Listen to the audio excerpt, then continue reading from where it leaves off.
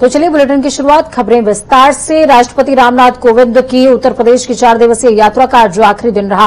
दौरे के आखिरी दिन महामहिम ने रामनगरी अयोध्या की यात्रा करी। वो लखनऊ से प्रेसिडेंशियल स्पेशल ट्रेन के जरिए अयोध्या पहुंचे थे। इस दौरान राज्यपाल आनंदीबेन पटेल और सीएम योगी आदित्यनाथ ने उनकी अगवानी भी करी और बेहद खास आज का दिन क्योंकि प्रथम आगमन था। ऐतिहासिक आगमन बनाने के लिहाज से तैयारियां पूरी की गई थी। अयोध्या में राष्ट्रपति का भव्य स्वागत 8 मंचों से किया गया।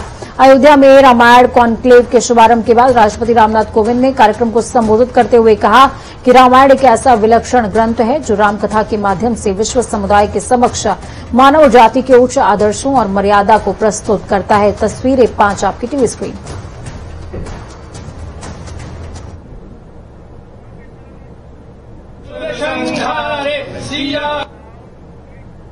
तो रक्षा मंत्री राजनाथ सिंह का 1 दिवसीय दौरे पर राजधानी पहुंचने वाले हैं। आपको बता दें कि 31 अगस्त सुबह करीबन 12 बजे रक्षा मंत्री एयरपोर्ट पर पहुंचेंगे। इसके बाद एयरपोर्ट से चौक के लिए प्रस्थान करेंगे। दोपहर 12:30 बजे Jyotiba Phule multi level parking और चौक में विकास कार्यों का लोकार्पण और शिलान्यास भी करेंगे। ताजनगरी आगरा में जहरीली शराब से मरने वालों की संख्या में लगातार इजाफा हो रहा है। अब तक आगरा में जहरीली शराब पीने से 17 लोगों की मौत हो चुकी है। जहरीली शराब से मौतों के बाद पुलिस के होश फाख्ता हैं। तो वहीं जहरीली शराब के मामले में सबसे ज्यादा शमशाबाद में 7 मौतें हुई, जिससे ग्रामीणों में खासा आक्रोश देखने को मिल रहा है। तो वहीं आगरा एसएसपी मुनिराज का कहना है कि शराब माफियाओं के खिलाफ ताबड़तोड़ दबिश दी जा रही है, साथ ही कड़ी कार्रवाई भी की जा रही है। मुखबिर का आधार पर, इनपुट का आधार पर और गांव के लोग से जो सूचना मिलते है कि कुछ व्यक्ति लोग गांव में घर पे बेचते हैं, दुकान पे बेचते हैं, उनको पकड़ने के लिए हमारी टीम गठित हुआ। उसके साथ साथ जो यहाँ पर हमारा जो मेन सरगना है हेमंत है और दारा सिंह है, उन लोग का साथ साथ कई लोग इस धंधा में शराब में शामिल है, उनको सबको हम लोग रडार में है। उन लोग सबको हम लोग हमारी टीम गठित हुआ है, 10 टीम गठित हुई है। पूरा जनपद में सबको पकड़ रहे हम लोग, उनके खिलाफ मुकदमे लेंगे, उनसे रिकवरी करेंगे। उसके बाद गैंगस्टर की कार्रवाई भी करेंगे। उनके खिलाफ जो भी आदमी मृत्यु हो उनका मुलजिम लोगों के खिलाफ एनएसए की भी कार्रवाई होगी। समाजवादी पार्टी के राष्ट्रीय अध्यक्ष और पूर्व मुख्यमंत्री अखिलेश यादव ने उत्तर प्रदेश विधानसभा के पूर्व अध्यक्ष और दीदारगंज आजमगढ़ से बसपा विधायक सुखदेव राजभर से उनके घर पर जाकर मुलाकात करी है। राजधानी लखनऊ के गोमती नगर इलाके में स्थित सुखदेव राजभर के आवास पर सपा प्रमुख उनका हालचाल लेने के लिए पहुंचे। लंबे समय से बीमार चल रहे सुखदेव राजभर के घर पहुंचकर सेहत के बारे में पूर्व मुख्यमंत्री ने जानकारी हासिल करी। आपको बता दें बीएसपी विधायक का सुखदेव राजभर पत्र लिखकर अखिलेश का समर्थन कर चुके हैं। उनके सपा में शामिल होने को लेकर कयास लगाए जा रहे हैं। लखनऊ के हजरतगंज में कांग्रेस अनुसूचित जाति के अध्यक्ष आलोक प्रसाद के नेतृत्व में तमाम कांग्रेसी नेता भीमराव अंबेडकर की प्रतिमा पर माल्यार्पण करने के लिए पहुंचे थे, लेकिन पुलिस ने कांग्रेस कार्यालय के बाहर ही उन्हें रोक दिया। ऐसे में अध्यक्ष आलोक प्रसाद ने बताया कि आज के दिन पंडित जवाहरलाल नेहरू ने बाबा साहिब को संविधान सभा का चेयरमैन बनाया था, जिससे दलितों का सम्मान बढ़ा था। इस समय कांग्रेस की सरकार उस समय थी और आज ही के दिन हमें भीमराव अंबेडकर की प्रतिमा पर माल्यार्पण करने से रोक दिया गया। पुलिस बाबा साहेब को नहीं मानती है और सरकार के लोग कोरोना काल में भी जनसभाएं करते हैं और किसी भी प्रकार की अनुमति नहीं लेते, लेकिन हम लोग कुछ करना चाहें तो सरकार रोक देती है। पंडित जवाहरलाल नेहरू जी के कैबिनेट में उन्हें प्रस्ताव पारित किया था और बाबा साहब भीमराव अम्बेडकर जी को संविधान सभा जो ड्राफ्टिंग कमेटी इसका चेयरमैन बनाया था। जो दलितों को अभिमान दिया था कांग्रेस के सरकार ने, उसमें नेहरू जी ने अभिमान दिया था, उसको लेके हम लोग यात्रा निकाल रहे थे और देख रहे थे कि हम लोग खाली हाथ में झंडी लेके और उसके जिंदाबाद करके नारे निकाल रहे थे। और हमारा मंशा केवल और केवल ये था कि बाबा साहब को चित्र पर माल्यार्पण करके हम लोग चले आते। लेकिन अब तानाशाही रवैया देख रहे हैं सरकार का। योगी जी के राज्य में पुलिस प्रशासन इतना बेलगाम है कि बाबा साहब का भी अपमान करना चाहता। हम लोग संविधान सभा की कॉपियां लेके हाथ में बाबा साहब की फोटो लेके शांतिपूर्वक नारा निकाल के खाली माल्यार्पण करना चाहते थे, लेकिन ये होने नहीं देंगे। कानपुर देहात में दबंगों की दबंगई थपने का नाम नहीं ले रही है। दबंगों ने 4 फुट चौड़े मेन रास्ते को कब्जा करते हुए रास्ता अवरुद्ध कर दिया। आज इससे परेशान एक पीड़ित न्याय न मिलने से परेशान है। आलम ये रहा कि परिचित खुद अपनी कब्र खोदकर जिंदा समाधि लेने को मजबूर हो गया है। तो हाथ दे काम ना अम्मा मान जा मुझे मतारी मान जा।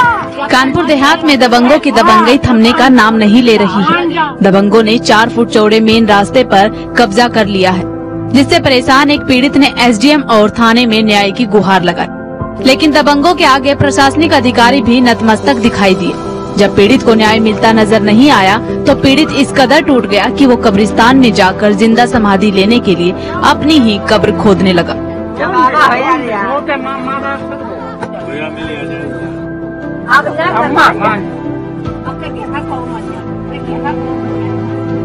मामला देवराट थाना क्षेत्र के दुधनिया गांव का है, जहां पीड़ित इसरारुल हसन ने 24 अगस्त को एसडीएम को प्रार्थना पत्र देते हुए बताया कि पड़ोसी फारिक हसन ने 4 फुट चौड़े रोड के ऊपर छज्जा डालकर कब्जा कर लिया है। जिसके बाद एसडीएम ने पीड़ित के शिकायत पत्र पर थाना प्रभारी को मौके पर निरीक्षण करने और शांति व्यवस्था बनाए रखने का आदेश जारी किया। लेकिन एसडीएम के आदेश के बाद भी पुलिस ने मौके पर जाना मुनासिब नहीं समझा और न ही इस मामले को गंभीरता से लिया। तहसील और पुलिस प्रशासन के इस रवैये को देखते हुए और न्याय न मिलते देख युवक ने जिंदा समाधि लेने का फैसला किया और गांव के ही कब्रिस्तान में जाकर पीड़ित ने अपनी कब्र खोदनी शुरू कर दी। हम इस बात पे सर कदम उठा रहे हैं कि हमारे रास्ता चाहिए हमको।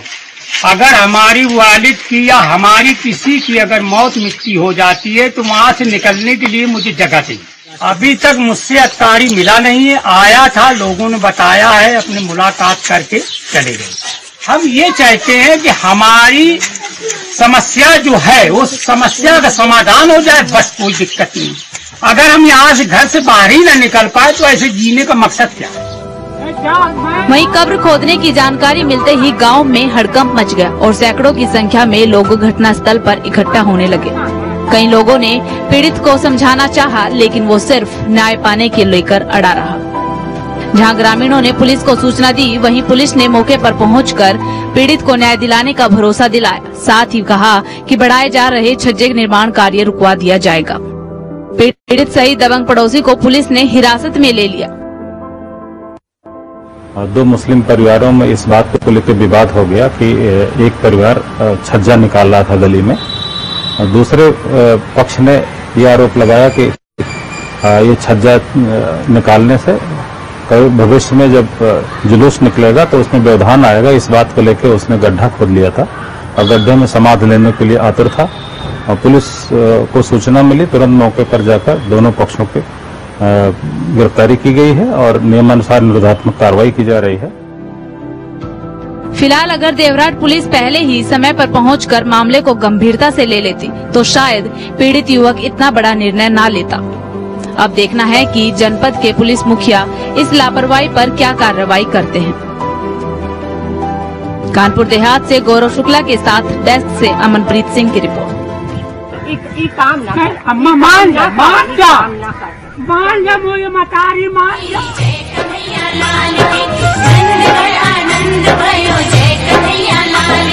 श्री कृष्ण गोविंद हरे मुरारी, नारायण वासुदेवा।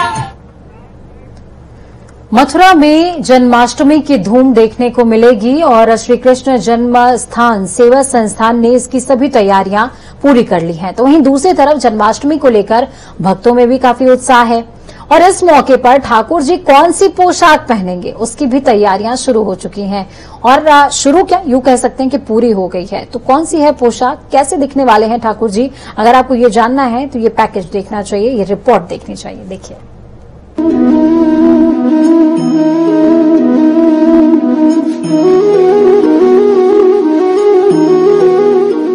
नंद के आनंद भयो जय कन्हैया लाल की। श्री कृष्ण का जन्मोत्सव यानी जन्माष्टमी 30 अगस्त को है, जो मथुरा समेत संपूर्ण भारतवर्ष में हर्षोल्लास के साथ मनाया जाता है। इस अवसर पर मथुरा नगरी भक्ति के रंग में लीन हो जाती है। इस दिन लोग बांके बिहारी लाल को नए वस्त्र पहनाकर उनका श्रृंगार करते हैं, उनकी आराधना करते हैं। कान्हा की नगरी में जन्माष्टमी से पहले तैयारियां शुरू हो चुकी हैं। ठाकुर जी के लिए मनमोहक पोशाक तैयार की जा चुकी है। जो मथुरा के साथ साथ ही देश विदेश में कान्हा धारण करेंगे। श्री कृष्ण की नगरी मथुरा में श्री कृष्ण जन्माष्टमी पर्व पर भगवान को वेणु मंजूरिका कुंज में विराजमान कर भव्य दिव्य हरिचंद्रिका पोशाक धारण कराई जाएगी और उनका मनोहारी श्रृंगार किया जाएगा। श्री कृष्ण जन्मस्थान सेवा संस्थान ने श्री भागवत भवन में राधा कृष्ण की युगल छवि के लिए भव्य दिव्य पोशाक निर्मित कराई है। इस भव्य दिव्य पोशाक को रेशम, जरी, शिल्प आदि से निर्मित किया गया है। श्री कृष्ण जन्माष्टमी के दिन ठाकुर जी इस भव्य पोशाक को धारण करके अपने भक्तों को मनोहारी दर्शन देंगे। 30 अगस्त को श्री कृष्ण जन्म महोत्सव के पुण्य दिवस पर वेणु मंजीरिका कुंज में विराजमान होकर भगवान इसी दिव्य हरि चंद्रिका पोशाक को धारण करके भक्तों को दर्शन देंगे। इस वर्ष रेशम, जरी, सिल्क आदि के संयोजन से बहुत ही दिव्य पोशाक का निर्माण किया गया है। साथ ही भगवान की श्रृंगार की सामग्री, श्रृंगार की वस्तु भी अद्भुत और अत्यंत मनोहारी बनी है। ठाकुर जी की ये पोशाक जहां मनोहारी है, तो वहीं दूसरी तरफ ये पोशाक समाज में सौहार्द की भावना को प्रगाढ़ता प्रदान करती है, क्योंकि ठाकुर जी की पोशाक को हिंदू मुस्लिम भाई मिलकर तैयार करते हैं। इसे देश और विदेश में काफी पसंद किया जाता है। भगवान श्री कृष्ण की प्रिय बांसुरी का बाजार भी इस समय चरम पर है। वृंदावन में बांसुरी निर्माण एक कारोबार के तौर पर है।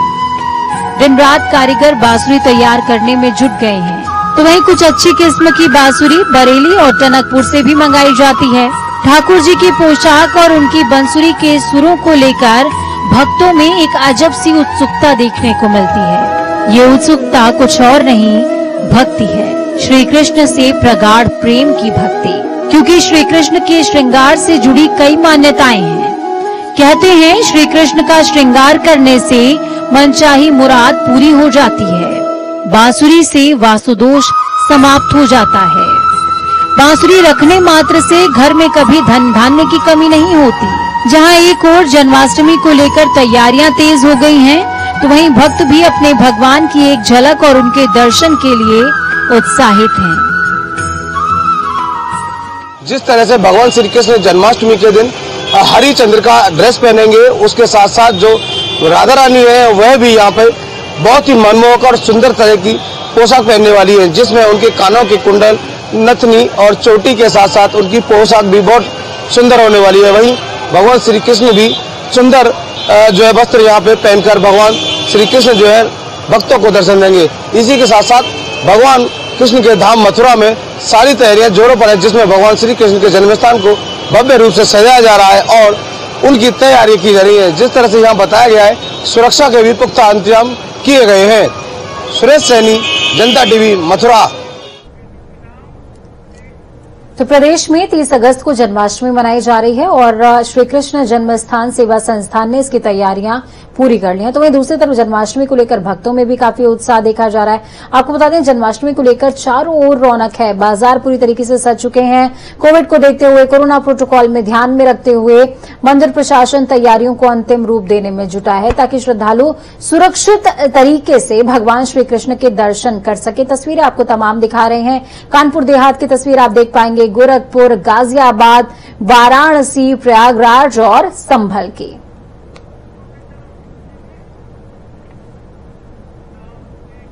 तो राजधानी लखनऊ से इस वक्त की बेहद बड़ी और अहम जानकारी सामने आ रही है। बड़ी खबर, अहम जानकारी इस वक्त की।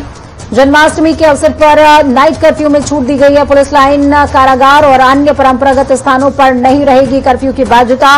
अपर मुख्य सचिव गृह अविनाश अवस्थी ने इस बात के निर्देश दे दिए हैं। बेहद बड़ी और अहम जानकारी आपको दे रहे हैं। पुलिस लाइन, कारागार और अन्य तमाम जगहों पर बाध्यता नहीं रहेगी कर्फ्यू की। अपर मुख्य सचिव गृह अविनाश अवस्थी ने इस बात की जानकारी साझा करी। राजधानी से बड़ी और अहम जानकारी आपको दे रहे हैं। बड़ी खबर है, नाइट कर्फ्यू की बाध्यता को भी खत्म किया गया है। इस मौके पर बेहद बड़ी और अहम जानकारी। इस खबर पर ज्यादा जानकारी के लिए हमारे साथ में अनूप कुमार जुड़ चुके हैं ग्राउंड जीरो से। अनूप, क्या कुछ अपडेट है? तो देखिए पूजा, कल जन्माष्टमी उत्तर प्रदेश या पूरे देश में मनाई जाती है। ऐसे में कल जिस तरीके से कोरोना का जो कोविड की जो गाइडलाइन थी, रात 10 बजे से सुबह 6 बजे तक नाइट कर्फ्यू काफी सख्ती से लागू किया गया था। अब जो नई एक दिन के लिए गाइडलाइन जारी की है, अपर एसीएस होम ने जारी की है। कल रात 10 बजे से सुबह 6 बजे तक नाइट कर्फ्यू में छूट दी जाएगी। परंपरागत जिस तरीके से जो कारागार में है, पुलिस लाइनों में है या फिर मंदिरों में, वहां पर परंपरागत जो जन्मोत्सव मनाया जाता है भगवान कृष्ण का, वो मनाया जाएगा। लेकिन उसके साथ साथ ये भी गाइडलाइन में कहा गया है कि कोरोना कायदे कानून का पालन करना होगा, हैंड सैनिटाइजर, सोशल डिस्टेंसिंग का पालन और मास्क लगाना जरूरी होगा। ठीक है, बहुत शुक्रिया हमारे साथ जुड़ने के लिए अनूप, अहम जानकारी ग्राउंड जीरो से साझा करने के लिए। तो भगवान श्री कृष्ण के जन्मोत्सव पर दुनिया भर के भक्त उन्हें अपने तरीके से लाड लड़ाते हुए खुशियों के साथ सजाते संवारते हैं। लेकिन ज्योतिष के अनुसार आप घर पर रह करके भी कृष्ण कन्हैया लाल के प्रागट्य उत्सव को अपने लिए फलदायी और पुण्य लाभ देने वाला बना सकते हैं। मथुरा के प्रख्यात विद्वान आचार्य रामविलास चतुर्वेदी ज्योतिषाचार्य आपको कुछ उपाय और तरीके इस तरीके से बताएंगे जिनसे आपको लाभ हो सकता है। सनातन धर्मावलंबियों को भगवान बाल कृष्ण लाल के जन्मोत्सव की, जन्माष्टमी की बहुत बहुत बधाई, बहुत बहुत शुभकामनाएं। जय श्री कृष्ण।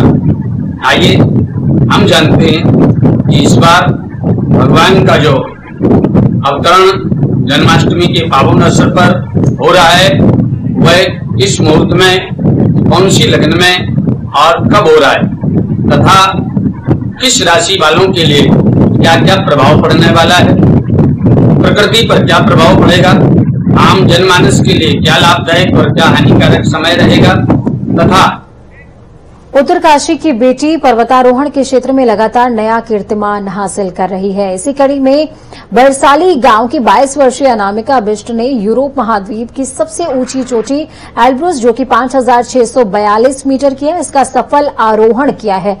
अनामिका बिष्ट माउंट एल्ब्रुस का आरोहण करने वाली टीम की लीडर थी। अनामिका के साथ 2 अन्य लोगों ने भी यूरोप की सबसे ऊंची चोटी को फतेह कर लिया। अनामिका बिष्ट माउंट एल्ब्रुस का सफल आरोहण करने वाली उत्तरकाशी की पहली महिला पर्वतारोही बन गई हैं। इसमें टाइम 3 से 4 दिन, मैक्सिमम 3 से 4 दिन हम लोगों को समिट तक पहुंचने में लगा। और जो लास्ट डे होता है समिट डे, समिट नाइट जो हम लोगों की होती है, उसमें लगभग 8 से 9 घंटे हम लोगों को टॉप में पहुंचने में लगा। आने वाले समय में मैं माउंट एकोंगा, जो अर्जेंटीना का सबसे बड़ा पहाड़ है, वो फतेह करना चाहती हूँ। आशा करती हूँ कि रविवार को ही मूसलाधार बारिश से बद्रीनाथ राष्ट्रीय राजमार्ग पर बोल्डर आ जाने से यातायात प्रभावित हुआ। गुलाब कोटी गांव के आवासीय भवनों के पास पानी आने से लोगों में दहशत का माहौल है। ज्यादा पानी बढ़ने से लोग अपने घरों को छोड़कर सुरक्षित स्थानों पर चले गए हैं। लोगों ने प्रशासन से मदद की गुहार लगाई है। हालांकि उपजिलाधिकारी जोशी मठ कुमकुम जोशी ने बताया कि तहसील की ओर से राजस्व उप निरीक्षक लगातार मौके पर बने हुए हैं। गांव के लोगों को सुरक्षित बाहर निकाला जा रहा है। सब सर गाँव में जाएगा तब आएंगे तुम लोग, सरकारी अधिकारी जितने भी हैं। इतना खतरा हो रहा काम पर, यहाँ सारे लोग घर से बाहर निकल दे, अपने मकान छोड़ करके। वक्त यहाँ पर छोटे से ब्रेक का है। ब्रेक के उस पार खबरों का सफर लगातार जारी रहेगा। जनता टीवी की ये कामना कि आपका आने वाला कल जो है वो आज से बेहतरीन हो।